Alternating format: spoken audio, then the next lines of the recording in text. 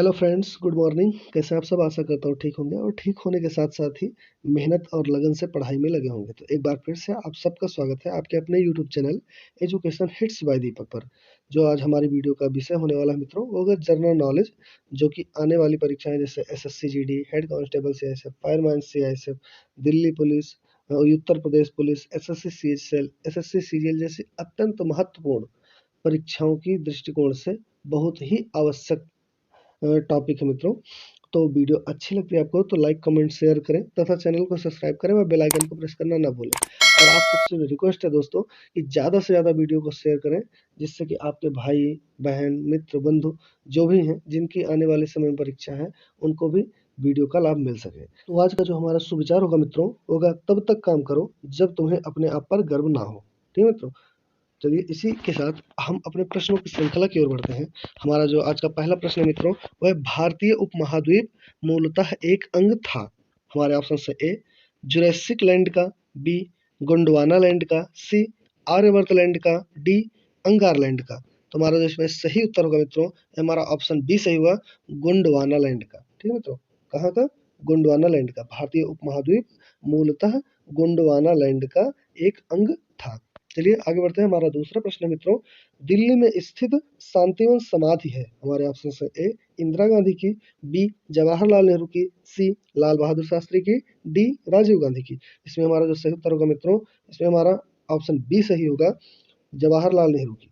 दिल्ली में स्थित शांतिवन समाधि जवाहरलाल नेहरू की है। आपको साथ साथ बता दें मित्रों कि इंदिरा गांधी की जो समाधि है वो शक्ति स्थल, ठीक है, उसको हम शक्ति स्थल कहते हैं। कहाँ है ये मित्रों? नई दिल्ली में है। ठीक है, नई दिल्ली में। और इनकी जो है ये तो शांतिवन है, आपने प्रश्न में पढ़ा ही, शांतिवन इनका भी नई दिल्ली में ही है। लाल बहादुर शास्त्री की मित्रों जो वो है विजय घाट, क्या विजय घाट, ये भी नई दिल्ली में ही है। और राजीव गांधी की जो समाधि मित्रों, उसको हम वीर भूमि, क्या वीर भूमि कहते हैं, जो कि नई दिल्ली में ही ये भी स्थित है। तो शांतिवन जवाहरलाल नेहरू की समाधि, इंदिरा गांधी की समाधि शक्ति स्थल नई दिल्ली, लाल बहादुर शास्त्री की समाधि विजय घाट नई दिल्ली, राजीव गांधी की समाधि वीर भूमि जो राजघाट के पास ही है, नई दिल्ली में स्थित है। ठीक है मित्रों, चलिए आगे बढ़ते हैं। हमारा अगला प्रश्न है मित्रों, अजंता की गुफाएं कहाँ स्थित है? हमारे ऑप्शन है ए ओडिशा, बी मध्य प्रदेश, सी महाराष्ट्र, डी केरल। तो इसमें हमारा जो सही उत्तर होगा दोस्तों, इसमें हमारा सही उत्तर होगा मित्रों, हमारा ऑप्शन सी सही होगा, महाराष्ट्र। क्या दोस्तों? अजंता की गुफाएं महाराष्ट्र में स्थित है। ठीक, चलिए आगे बढ़ते हैं। हमारा अगला प्रश्न है, सालारगंज जंग संग्रहालय कहाँ स्थित है? सालार जंग संग्रहालय कहाँ स्थित है? हमारे ऑप्शन है ए मुंबई, बी हैदराबाद, सी जयपुर, डी लखनऊ। इसमें हमारा जो सही उत्तर होगा मित्रों, इसमें हमारा ऑप्शन बी सही होगा, हैदराबाद। सालार जंग संग्रहालय हैदराबाद में स्थित है। ठीक मित्रों, चलिए आगे बढ़ते हैं। हमारा अगला प्रश्न है, निम्नलिखित में से कौन सा नृत्य स्त्री पुरुष दोनों के लिए है? हमारे ऑप्शन है ए गरबा नृत्य, बी धूमर नृत्य, सी गेर नृत्य, डी घोड़ला नृत्य। तो इसमें हमारा जो सही उत्तर होगा मित्रों, होगा हमारा ऑप्शन सी गेर नृत्य। ठीक है, और आपको साथ साथ बताते चले मित्रों, जो ये रिलेटेड है किन किन राज्यों से, उसके बारे में आपको थोड़ा सा हम बता दें। जो हमारा गरबा है मित्रों, गरबा है ये गुजरात, ये गुजरात का नृत्य है। ठीक है मित्रों, गरबा गुजरात में होता है। धूमर जो है राजस्थान में होता है। ठीक है दोस्तों, कहाँ? राजस्थान में। गेर नृत्य कहाँ होता है मित्रों? ये भी राजस्थानी आदिवासियों द्वारा किया जाता है, तो मतलब राजस्थान का ही है। ठीक है, राजस्थान का है, आदिवासियों का है, ये आदिवासी से कहते हैं। ठीक है मित्रों, और जो हमारा घोड़ला नृत्य है मित्रों, ये भी राजस्थान से ही रिलेटेड है। कहाँ से? राजस्थान से। इसमें सिर्फ महिलाएं, ठीक है, सुहागिन महिलाएं, जो सुहागिन जिनकी शादी हो जिनकी शादी हो गई मित्रों, वो महिलाएं इस नृत्य को करती हैं। ठीक है, तो जो इनमें हमारा प्रश्न था मित्रों, निम्नलिखित में से कौन सा नृत्य स्त्री पुरुष दोनों के लिए है? हमारा जो सही उत्तर है सी गेर नृत्य। ठीक है मित्रों, चलिए इसी के साथ हम अपने अगले प्रश्न की ओर बढ़ते हैं। हमारा अगला प्रश्न है, पतंजलि का संबंध किससे है? हमारे ऑप्शन है ए वैशेषिक दर्शन, बी न्याय दर्शन, सी सांख्य दर्शन, डी योग दर्शन। तो इसमें हमारा जो सही उत्तर होगा मित्रों, इसमें हमारा सही होगा योग दर्शन। ठीक है, ऑप्शन डी हमारा है योग दर्शन। पतंजलि का संबंध योग दर्शन से है। इसके बारे में थोड़ा आपको बताते चले मित्रों विस्तार से।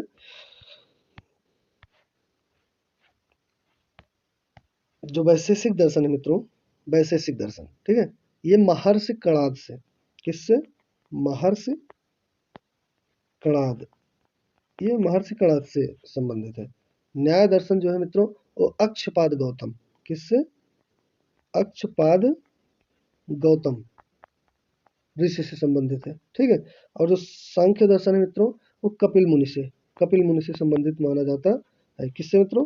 कपिल मुनि से। ठीक है, और योग दर्शन तो आपने हमारा पढ़ाई की पतंजलि से, पतंजलि से। ठीक है मित्रों, तो एक बार फिर से हम रिपीट कर लेते हैं। पतंजलि का संबंध किससे है? वैशेषिक दर्शन से, न्याय दर्शन से, सांख्य दर्शन से, योग दर्शन से। हमारे क्षेत्र का मित्रों योग दर्शन से। वैशेषिक दर्शन महर्षि कणाद से संबंधित है, न्याय दर्शन अक्षपाद गौतम से संबंधित है, सांख्य दर्शन कपिल मुनि से संबंधित है। चलिए आगे बढ़ते हैं मित्रों। हमारा अगला प्रश्न है, ब्रह्म समाज के संस्थापक हैं। हमारे ऑप्शन है ए राजा राम मोहन राय, बी स्वामी दयानंद सरस्वती, सी रामकृष्ण परमहंस, डी इनमें से कोई नहीं। तो इसमें हमारा जो सही उत्तर होगा मित्रों वो होगा हमारा ऑप्शन ए राजा राम मोहन राय। ब्रह्म समाज की स्थापना राजा राम मोहन राय ने की थी। ठीक है मित्रों, किसने? राजा राम मोहन राय ने। आपको थोड़ा इसके बारे में विस्तार पूर्वक बता दें मित्रों कि राजा राम मोहन राय ने ब्रह्म समाज की स्थापना 20 अगस्त, कब? 20 अगस्त 1828 को, ठीक है, की थी। कहाँ? कोलकाता में, कोलकाता में। ठीक है मित्रों, और इनके जो सहयोगी थे ब्रह्म समाज की स्थापना करने में, उनका नाम था द्वारकानाथ टैगोर, द्वारकानाथ टैगोर। ठीक है मित्रों, और साथ में आपको बता दें कि स्वामी दयानंद सरस्वती ने आर्य समाज की स्थापना की थी। किसकी? आर्य समाज की। इन्होंने आर्य समाज की स्थापना कब की थी?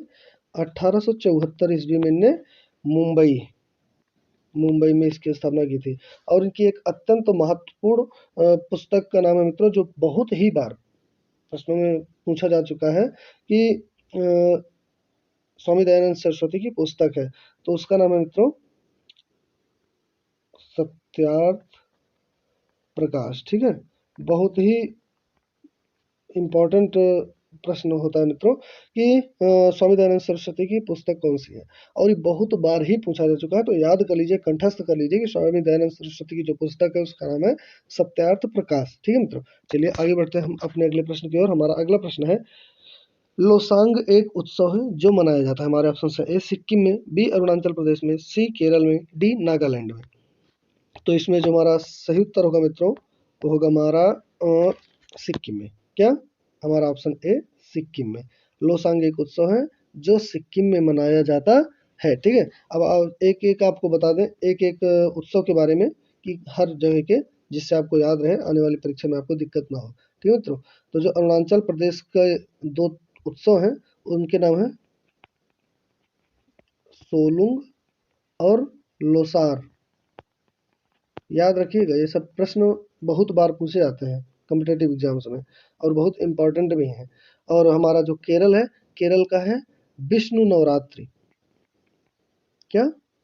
विष्णु नवरात्रि। कहाँ का है? केरल का। और नागालैंड का जो है प्रमुख त्योहार वो है हॉर्नबिल त्योहार। क्या? हॉर्नबिल त्योहार। ठीक है, सिक्किम में लोसांग मनाया जाता है। ठीक है, अरुणाचल प्रदेश में सोलंग तथा लोसार, केरल में विश्व नवरात्रि तथा नागालैंड में हॉर्नबिल त्योहार महत्वपूर्ण है, यानी कि बहुत प्रमुख उत्सव है। ठीक है, चलिए आगे बढ़ते हैं, अपने अगले प्रश्न की ओर बढ़ते हैं। हमारा अगला प्रश्न है, एलोरा के गुहा मंदिर संबंधित हैं। क्या? एलोरा के गुहा मंदिर संबंधित हैं। हमारे ऑप्शन है ए हिंदू धर्म से, बी बौद्ध धर्म से, सी जैन धर्म से, ऑप्शन डी हमारा ए और बी। तो इसमें हमारा सही होगा हमारा ऑप्शन डी, ए और बी। एलोरा के गुहा मंदिर हिंदू धर्म तथा बौद्ध धर्म दोनों से संबंधित है। आपको साथ साथ इसके बारे में थोड़ी जानकारी देते चलें कि जो एलोरा की गुफा गुफा है वहाँ 34, कितने? 34 गुफाओं का समूह है ये मित्रों, गुफाओं का समूह है। ठीक है, ये गुहा नहीं गुफा रहेगा। ठीक है, 34 गुफाओं का समूह है, जिसमें से 17 जो है वो ब्राह्मण से है, ब्राह्मण से रिलेटेड है। ठीक, किससे? ब्राह्मण से। कितनी? 17। ठीक है, और 12 जो है वो बौद्ध भिक्षुओं से यानी बौद्धों से संबंधित है। ठीक है, तथा 5 जैन से, 5 जैन धर्म से संबंधित है। ठीक है, तो 17 12 29 5 34 34 गुफाओं का समूह है एलोरा की गुफा, जिसमें से 17 ब्राह्मण और 12 बौद्ध तथा 5 जैन हैं। ठीक है, तो इसमें लेकिन जो अधिकता है वो ब्राह्मण यानी हिंदू धर्म, 12 बौद्ध यानी बौद्ध धर्म, इसीलिए इसे एलोरा की गुफाओं को हिंदू तथा बौद्ध धर्म से ही ज्यादातर संबंधित माना जाता है। ठीक मित्रों, चलिए आगे बढ़ते हैं। हमारा अगला प्रश्न है, शक कैलेंडर का पहला महीना होता है। हमारे ऑप्शन है ए चैत्र, बी भाद्रपद, सी माघ, डी बैसाख। इसमें हमारा सही उत्तर होगा मित्रों, हमारा ऑप्शन ए सही होगा चैत्र। शक कैलेंडर का पहला महीना चैत्र होता है। कमेंट करके बताइए कि अंतिम महीना कौन सा होता है शक कैलेंडर का। ठीक मित्रों, चलिए आगे बढ़ते हैं। हमारा अगला प्रश्न है, चार मीनार कहाँ स्थित है। हमारे ऑप्शन है ए दिल्ली, बी हैदराबाद, सी औरंगाबाद, डी आगरा। तो इसमें हमारा सही उत्तर होगा मित्रों, हमारा ऑप्शन बी हैदराबाद में। चार मीनार हैदराबाद में स्थित है। चलिए आगे बढ़ते हैं अपने अगले प्रश्न पर। हमारा अगला प्रश्न है, अंतर्राष्ट्रीय मजदूर दिवस कब मनाया जाता है। हमारे ऑप्शन है ए 1 फरवरी को, बी 1 मार्च को, सी 1 अप्रैल को, डी 1 मई को। हमारा इसमें सही उत्तर होगा मित्रों, हमारा ऑप्शन डी सही होगा, ए 1 मई को। और बाकी तिथियों के बारे में आपको थोड़ा थोड़ा बताते चलते हैं। 1 फरवरी को जो है मित्रों, वो बहुत ही महत्वपूर्ण दिवस यानी कि भारतीय तटरक्षक दिवस, भारतीय तटरक्षक दिवस मनाया जाता है। कब? ये इंपॉर्टेंट है मित्रों, 1 फरवरी, ये इंपॉर्टेंट है, याद रखिएगा इसको। ठीक है, 1 फरवरी को भारतीय तटरक्षक दिवस मनाया जाता है। 1 मार्च को जो है वह शून्य भेदभाव दिवस, शून्य भेदभाव दिवस मनाया जाता है। ठीक है, 1 अप्रैल को जो है मित्रों वह मूर्ख दिवस, मूर्ख दिवस, जिसे आप लोगों को पता ही है कि अप्रैल फूल बनाते हो, वही अप्रैल फूल। ठीक है, 1 अप्रैल को मनाया जाता है। 1 मई को अंतर्राष्ट्रीय मजदूर दिवस मनाया जाता है। आशा करती समझ में आ रहा होगा आपको। चलिए आगे बढ़ते हैं अपने अगले प्रश्न की ओर। हमारा अगला प्रश्न है, नौकरशाही की नियुक्ति की प्रकृति कैसी होती है। ठीक है, हमारे ऑप्शन है ए तदर्थ, बी दैनिक भोगी, सी अस्थाई, डी अस्थाई। इसमें हमारा सही उत्तर होगा मित्रों, हमारा ऑप्शन डी अस्थाई। नौकरशाही की नियुक्ति की प्रकृति अस्थाई होती है। चलिए आगे बढ़ते हैं। हमारा अगला प्रश्न है, गिरनार पहाड़ियां कहाँ स्थित है। हमारे ऑप्शन है ए गुजरात, बी ओडिशा, सी गोवा, डी असम। तो इसमें हमारा जो सही उत्तर होगा मित्रों, हमारा ऑप्शन ए सही होगा, गुजरात। गिरनार की पहाड़ियां गुजरात में स्थित है। चलिए आगे बढ़ते हैं हम अपने अगले प्रश्न की ओर। हमारा अगला प्रश्न है, माइकल एंजेलो नामक वायरस विश्व में चिंता का कारण कब बना हुआ था। इस समय वैसे भी कोरोना नामक वायरस का आतंक फैला हुआ है संसार में, समाज में, इसलिए यह भी प्रश्न एक महत्वपूर्ण भूमिका अपनी आज की परीक्षाओं में अदा कर सकता है मित्रों। एक ध्यान से देखिएगा, इसलिए इसे इम्पोर्टेंट कहना अनुचित नहीं होगा। तो माइकेल एंजेलो नामक वायरस विश्व में चिंता का कारण कब बना हुआ था। हमारे ऑप्शन है ए 1993, बी 1996, सी 1998, डी 1995। इसमें हमारा सही उत्तर होगा मित्रों 1993, हमारा ऑप्शन ए। और आपको बता दें मित्रों, ये इंसानों का वायरस नहीं था, ध्यान दीजिएगा, ये इंसानों का वायरस नहीं था। जैसे कोरोना वायरस है कि इंसान इसमें मर रहे हैं, इंसानों को हो रहा है, ये कंप्यूटर वायरस था। क्या? कंप्यूटर वायरस था। ठीक है, एंजेलो, माइकल एंजेलो जो है वो कंप्यूटर वायरस था, जो कि 1993 में फैला हुआ था। ठीक है मित्रों, चलिए अपने अगले प्रश्न की ओर बढ़ते हैं मित्रों। हमारा अगला प्रश्न है, तोताए हिंद। ठीक है, तोताए हिंद के नाम से किसे जाना जाता है, या तोताए हिंद के उपनाम से जाने जाते हैं। हमारे ऑप्शन है ए इब्न बतूता, बी असीम, सी अमीर खुसरो, डी दयाराम। तो इसमें हमारा सही उत्तर मित्रों, हमारा ऑप्शन सी सही होगा, अमीर खुसरो तोताए हिंद के नाम से जाने जाते हैं। चलिए आगे बढ़ते हैं। हमारा अगला प्रश्न है, अमीर खुसरो का वास्तविक नाम क्या था। ए मोहम्मद खुसरो, बी मोहम्मद हसन, सी मोहम्मद खान, डी इनमें से कोई नहीं। इसमें हमारा सही उत्तर होगा मित्रों, हमारा ऑप्शन बी सही होगा, मोहम्मद हसन। अमीर खुसरो का वास्तविक नाम मोहम्मद हसन था। चलिए आगे बढ़ते हैं। हमारा अगला प्रश्न है, संगीत की दुनिया में सितार के जादूगर, ध्यान दीजिएगा क्या बोला, सितार के जादूगर के नाम से किसे जाना जाता है? हमारे ऑप्शन है ए रहीम सेन, सी त्यागराज, सी तानसेन, डी पुरंदरदास। इसमें हमारा सही उत्तर होगा मित्रों हमारा ऑप्शन ए रहीम सेन। सितार के जादूगर के नाम से रहीम सेन को जाना जाता था। रहीम सेन मतलब आप रहीम सेन ना समझ रहे हो तो जो रहीम रहीम है, ध्यान दिए होंगे आपने, पढ़ा भी होगा रहीम के बारे में, वही रहीम है ये नॉर्मल, जो जिनको हमने कक्षा 5-6 में पढ़ा है। ठीक है, चलिए आगे बढ़ते हैं। हमारा अगला प्रश्न है गुरु नानक का वास्तविक नाम क्या था? हमारे ऑप्शन है ए गुरु, बी गुरु नानक, सी नानक, डी नरेंद्र नाथ। इसमें हमारा सही उत्तर होगा मित्रों नानक, हमारा ऑप्शन सी, गुरु नानक का नाम नानक ही था। ठीक है, चलिए आगे बढ़ते हैं हम अपने अगले प्रश्न की ओर। हमारा अगला प्रश्न है गौतम बुद्ध का वास्तविक नाम क्या था? हमारे ऑप्शन है ए देवदत्त, बी सिद्धार्थ, सी नरेंद्र, डी इनमें से कोई नहीं। इसमें हमारा सही उत्तर होगा मित्रों ऑप्शन बी सिद्धार्थ। आपको बताते चलें कि जो देवदत्त था वो महावीर स्वामी का था, महावीर स्वामी का नाम देवदत्त था। ठीक है, सिद्धार्थ गौतम बुद्ध का, गौतम बुद्ध का नाम सिद्धार्थ। नरेंद्र दत्त, नरेंद्र दत्त जो था वो था स्वामी विवेकानंद। ठीक है मित्रों, चलिए अपने अगले प्रश्न की ओर बढ़ते हैं। हमारा अगला प्रश्न है स्वामी विवेकानंद का वास्तविक नाम क्या था? आ ही गया प्रश्न, अभी हमने आपको बताया और यहाँ प्रश्न आ ही गया कि स्वामी विवेकानंद का वास्तविक नाम क्या था? हमारे ऑप्शन है ए विवेकानंद, बी नरेंद्र नाथ दत्त, सी देवदत्त, डी कृष्णदत्त। इसमें हमारा सही उत्तर होगा मित्रों बी नरेंद्र नाथ दत्त। ठीक है, चलिए आगे बढ़ते हैं। हमारा अगला प्रश्न है किसने कहा था दिल्ली अभी दूर है? हमारे ऑप्शन है ए निजामुद्दीन औलिया, बी फिरोज तुगलक, सी अमीर खुसरो, डी त्यागराज। इसमें हमारा सही उत्तर होगा मित्रों हमारा ऑप्शन ए निजामुद्दीन औलिया ने कहा था कि दिल्ली अभी दूर है। चलिए आगे बढ़ते हैं। हमारा अगला प्रश्न है दुख में सब सुमिरन करें सुख में करे न कोय, यह पंक्ति किसने कही है? हमारे ऑप्शन है ए सूरदास, बी तुलसीदास, सी मीराबाई, डी कबीरदास। जिसमें हमारा सही उत्तर होगा मित्रों हमारा ऑप्शन डी सही होगा, कबीरदास।